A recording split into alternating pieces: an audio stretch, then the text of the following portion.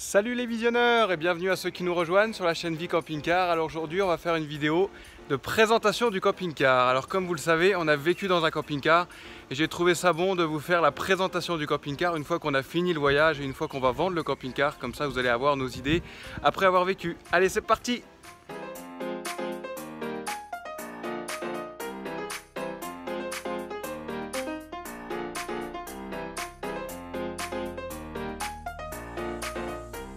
Bon bah voilà, alors je vais vous présenter notre camping-car après 5 mois de vie à l'intérieur. Donc c'est un Autostar, donc 525, porteur Fiat. Donc porteur Fiat, on a pris le moteur 127 chevaux. Je pense que c'est un bon moteur. Bon, comme mon cousin l'a dit, c'est pas un super bon moteur, mais c'est pas un mauvais moteur. Il tire bien, il est assez coupleux, il est puissant. Bon, faut apprendre un peu à gérer parce que c'est lourd. Mais le moteur Fiat, je pense que globalement, c'est un bon moteur. On a opté avec un modèle, on a réussi à trouver un modèle dans notre prix à l'époque avec la climatisation dedans. J'avais donc mis un poste avec la télécommande, ce qui est pas mal parce qu'on a donc les haut-parleurs qui sont là-haut, qui sont bien pratiques.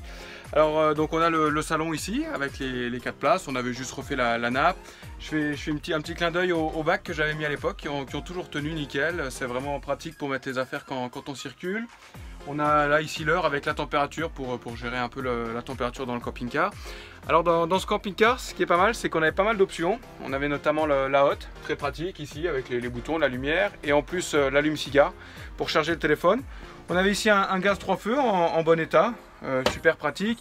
Et vraiment une option que je conseille à tous ceux qui veulent acheter un camping-car, c'est vraiment le four. Ça c'est vraiment super. Je vous donne un exemple. Vous êtes le matin, vous êtes dans un beau coin de nature, vous avez envie de vous mettre bien, vous voulez avoir ne serait-ce que du pain frais, nickel, chaud. Vous achetez les baguettes pré-cuites, vous mettez dans le four, c'est vraiment super. Ou quand vous n'avez pas envie de faire à manger, les pizzas, enfin voilà, je vais pas vous faire un dessin. Mais le four c'est vraiment une option sympa. Par contre, alors on a un frigo. Il marche bien, en plus on a l'option de la ventilation extérieure qui fait qu'en été ça souffle toute la chaleur du frigo et c'est vraiment très efficace parce que le frigo en gaz on arrivait à le mettre à mi-niveau et ça permettait vraiment de bien refroidir. Nous je pense qu'on a toujours tenu au moins 3 semaines avec une bouteille de gaz, même en plein été ou même avec le chauffage. On n'a jamais été trop embêté avec ces consommations là. Par contre vraiment le frigo c'était quelque chose qui nous a posé problème. C'était dans les premières limites quand on devait bouger. C'est parce qu'effectivement le frigo est vraiment petit pour l'utilisation qu'on en a quand on veut être autonome pendant plusieurs jours. On a un freezer, bon ça dépanne pour un petit peu, mais vraiment il faut penser à ça, c'est une des premières choses qui nous a bloqué, on n'aurait pas pensé, mais le fait d'avoir un gros frigo, surtout qu'en été on aime bien avoir des boissons, vous mettez 2-3 canettes, ça met quand même un peu de temps à refroidir, vous voulez mettre une bouteille de rosé, la porte est déjà complètement pleine, après vous rajoutez de la nourriture et du coup il est tout de suite plein. Je vous montre, vous voyez avec le fait que ce soit un frigo à gaz en fait, la profondeur est très limitée et du coup on peut pas mettre tant de choses que ça. Donc ça c'est un problème qu'on a eu, c'était le frigo. On conseillerait d'avoir un frigo plus grand. Là on a un petit tiroir qui est sympa, bon, pour ranger aussi les bricoles. Alors ici j'aimais bien, c'était mon petit coin à épices. Et nous ce qu'on avait fait, on avait pris, je verrai pour mettre une photo, on avait gardé une petite salière fermée qu'on avait pris soin de garder avec du sel dessus. Et c'est là qu'on mettrait notre argent en espèces, comme ça c'était à portée de main et personne n'aurait eu l'idée je pense de voler un paquet de sel. Voilà, on va donc passer à l'arrière. Donc là ici on a une télé qui est dedans. On s'en est absolument jamais servi. J'ai même pensé à l'enlever pour garder un rangement. On s'en est jamais servi parce que l'ordinateur était plus pratique. Et donc comme on l'avait dit, on voulait avoir un camping-car avec 2 salons pour pouvoir être tranquille. Donc on a aussi un salon à l'arrière, un salon en U. Très bien pour manger, on avait rajouté un peu de rangement ici. Par contre c'est pareil, si c'était à refaire on aurait fait différemment parce que bon comme vous le savez, pour ceux qui ont vu le film, hein, je peux vous mettre un lien pour le film de la vie en camping-car. Anaïs était enceinte et en fait il se trouve qu'on n'a vraiment pas beaucoup dormi dans la capucine en haut, ça a des avantages, mais bon comme en plus le châssis est surbaissé sur celui-ci, il fait moins de 3 mètres, mais du coup la capucine est plus petite sur certains modèles, donc c'est vraiment au final plus pour des enfants, en tout cas dans notre camping-car, parce que c'est vraiment pas très haut. On peut pas être vraiment à 4 pattes correctement quand on veut se déplacer ou descendre la nuit pour aller aux toilettes.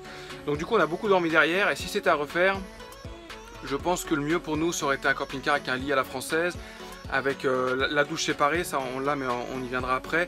Un lit à la française pour avoir l'avantage d'avoir un lit qui est toujours fait, parce qu'au final même si je voulais avoir 2 espaces, j'aurais très bien pu être comme je le faisais souvent avec l'ordinateur allongé sur le lit. Et en plus on aurait bénéficié de l'avantage de la soute, que là on a des rangements mais on a quand même en volume moins de rangements que si on avait une soute. Alors on mettait par l'intérieur en dessous du lit parce que là on a donc la table qui se met avec le sommier, on rangeait des affaires là, mais je pense que le lit à la française ça aurait été mieux dans notre cas. Si vous vivez qu'à 2 personnes, je pense que c'est mieux. Après c'est sûr, quand on a eu des amis c'était pratique, en plus on a une porte qui se ferme en dur, donc ça faisait vraiment chambre à l'arrière. Mais je pense que pour les quelques fois où des amis sont dormis dans le camping-car, je pense que ça aurait suffi le salon devant de le transformer en lit en fait, parce qu'en plus il y en a même qui sont venus, des amis à moi qui ont dormi en tente dehors parce que c'est souvent l'été.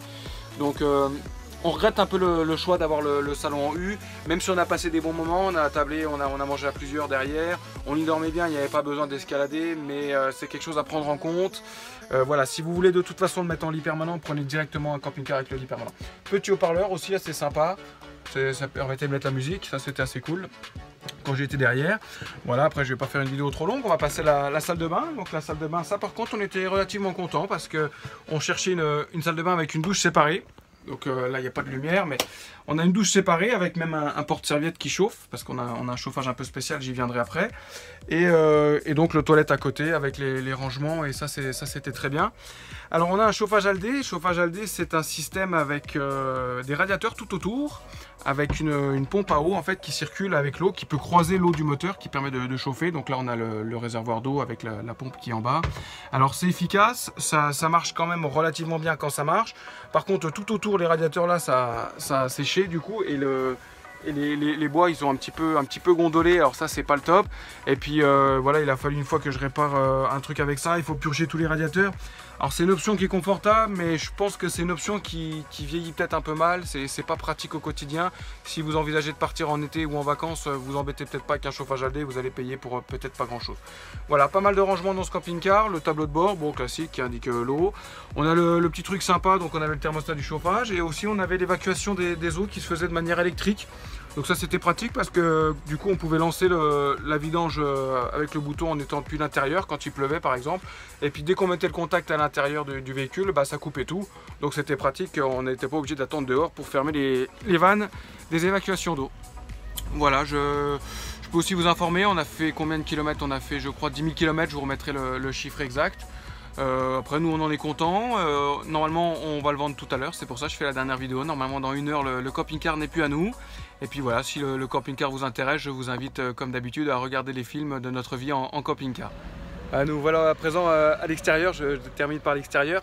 Alors grâce à ce camping-car, on a une petite soute en fait qui communique tout le long du camping-car, donc ça c'est pratique pour mettre des objets de grande longueur. On a un coffre ici vraiment pratique, on mettait notre petite cuisine bleue dedans, et puis des chaises qui étaient vraiment adaptées. Une petite option qui peut être sympa aussi, c'est la douche extérieure, donc on branche ici. Ça nous est arrivé lorsqu'on était pressé avec Anaïs de pouvoir prendre les 2 douches en même temps, ou de pouvoir rincer les pieds quand on revenait de la plage, ou même je m'en servais pour remplir ma petite bassine quand je voulais laver le camping-car. C'était aussi pratique d'avoir un accès d'eau à l'extérieur. On a aussi donc le tiroir à bouteilles de gaz. Alors celui-ci se tire dehors, donc on peut mettre 2 bouteilles.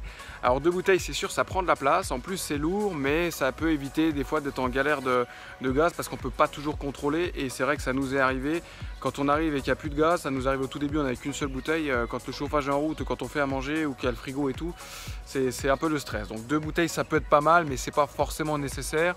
Et on peut même opter pour des bouteilles complémentaires qui sont de petits niveaux, juste le temps d'un appoint quand on doit rechercher une bouteille le lendemain par exemple. On trouve assez facilement. Bon bah voilà, on avait donc notre camping-car, on a passé des bons moments dedans, on gardera les bons souvenirs, mais je crois que c'est la fin de ce véhicule. Je suis assez passionné par les voitures, mais bon, je dois dire qu'Anaïs et moi, on n'est pas tombé vraiment amoureux de ce véhicule-là. C'est aussi pour ça qu'on n'a pas donné de petit nom particulier au camping-car. Bon, on gardera un souvenir, mais c'était plus un véhicule qui nous a permis de... Voilà, c'était plus la vie que le camping-car nous a permis d'avoir qu'on retiendra que le véhicule en lui-même. Voilà, on espère que les gens qui le rachèteront seront bien heureux. Et nous, je pense que notre prochain véhicule, on s'orientera plus vers un van de type Volkswagen ou quelque chose comme ça. Voilà, je vous tiendrai au courant bien évidemment. Allez, salut les visionneurs!